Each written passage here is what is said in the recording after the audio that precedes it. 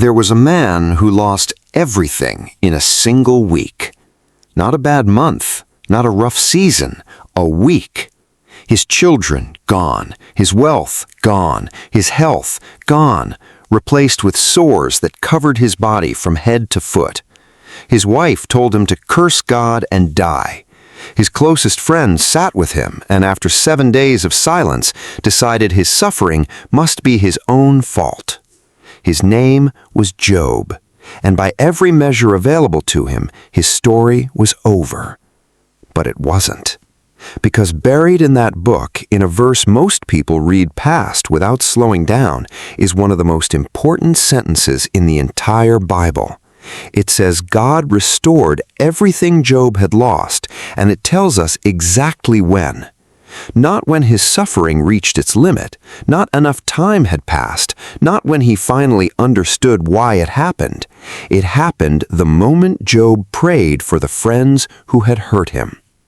Stay with me, because that single detail unlocks a pattern that shows up again and again across Scripture, in different centuries, with different people, in completely different circumstances. And once you see it, you will never read a story of restoration the same way again.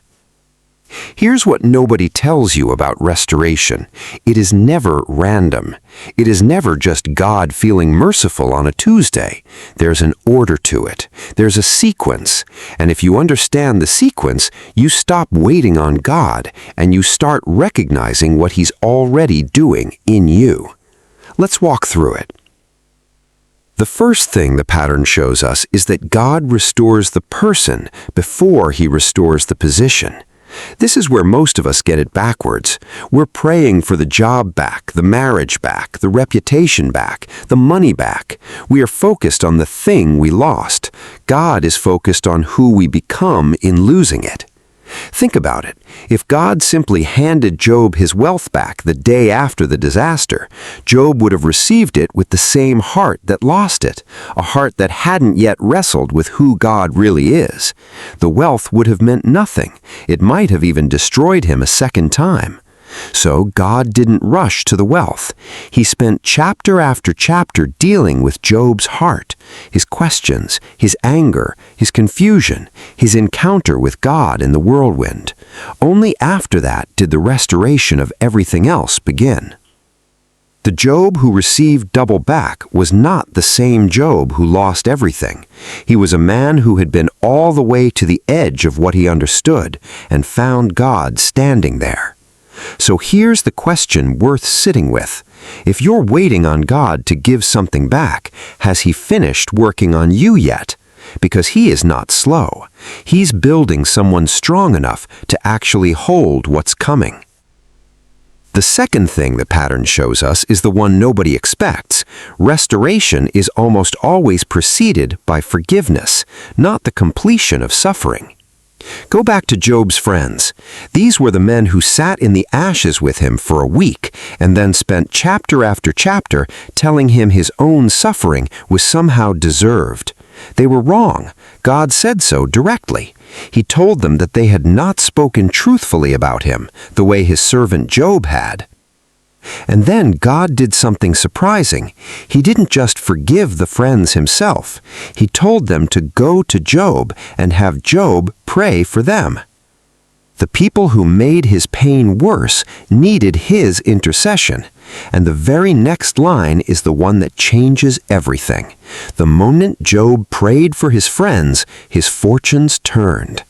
Not after his suffering reached some invisible finish line, not after enough days had passed. The turning point was an act of forgiveness toward the very people who hurt him. So ask yourself honestly, is there someone you are still holding? Maybe it's not loud, dramatic bitterness. Maybe it's quieter than that. Maybe it's just the way your chest tightens when their name comes up, or the story you keep replaying about what they did to you. The pattern asks, have you suffered enough? It asks, who are you still not praying for? The third thing the pattern shows us is that God rarely restores from a distance. He meets you at the exact place where you failed. There's a fisherman named Peter who denied he even knew Jesus 3 times in a courtyard beside a charcoal fire on the worst night of his life. Weeks later, after the resurrection, Jesus meets his disciples again on a beach, and there, in a small detail most readers skip right past, someone lights a charcoal fire. That detail is not an accident. It's the only other time in that entire book that a charcoal fire appears. Same smell in the air, same setting as the night Peter said, "I don't know him." And there, at that fire, Jesus asks Peter 3 questions, one for every denial.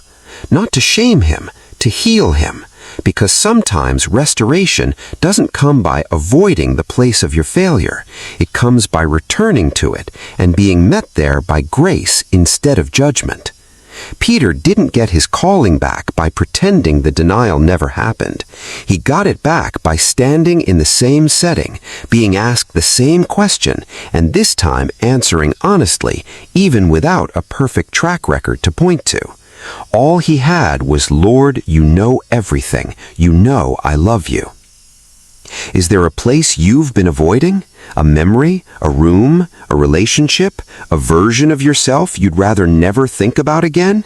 That may be exactly where God intends to meet you, not to reopen the wound, but to finally close it. The 4th thing the pattern shows us is that restoration often grows in complete silence, long before anyone can see it. There was a judge in Israel named Samson, given supernatural strength tied to a vow he was supposed to keep.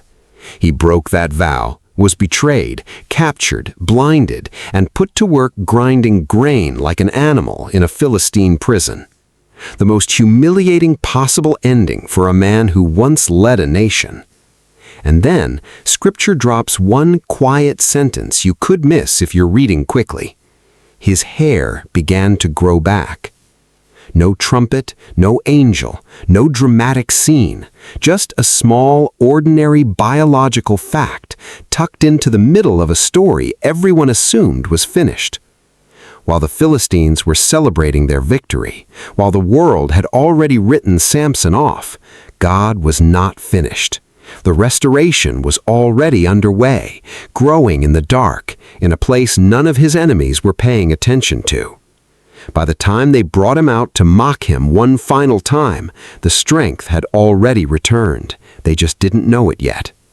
So if your season looks finished right now, if it feels like everyone around you has already closed the book on your story, understand this: the hair grows whether anyone is watching or not. What's happening in the hidden place doesn't need an audience to be real. And the 5th thing, this one changes how you picture the ending. When Job's fortunes were restored, he didn't just get back what he lost, he got double, 14,000 sheep instead of 7,000. But here's the honest part most people skip. His original children were not returned to him. He was given new children. There's a bittersweet honesty in that. The grief of what was gone didn't just vanish. That's important because it means restoration is rarely a straight return to exactly what you had. Sometimes it is.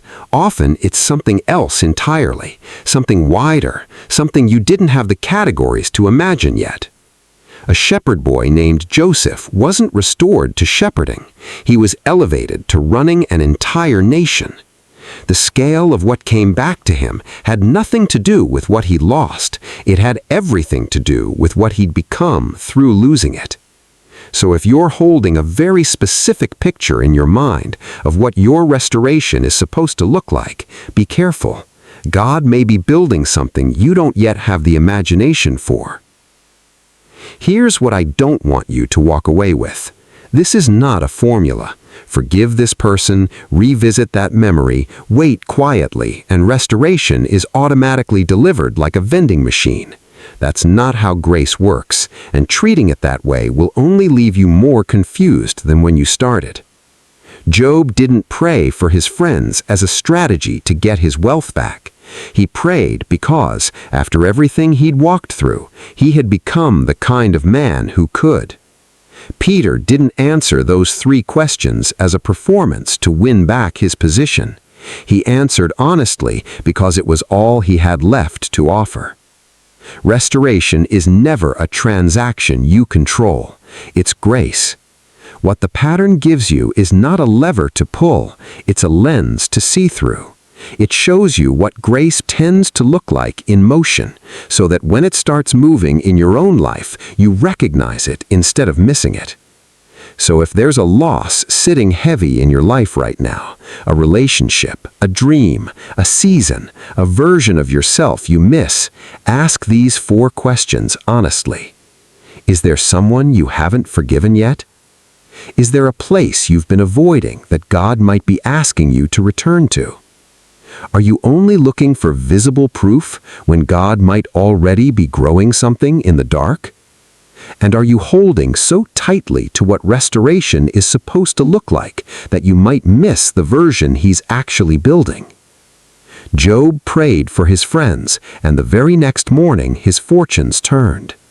Peter answered honestly beside that fire, and within days he was preaching to thousands. Samson prayed one final prayer in that temple, not realizing his strength had already been restored weeks earlier, quietly in the dark, before he ever asked.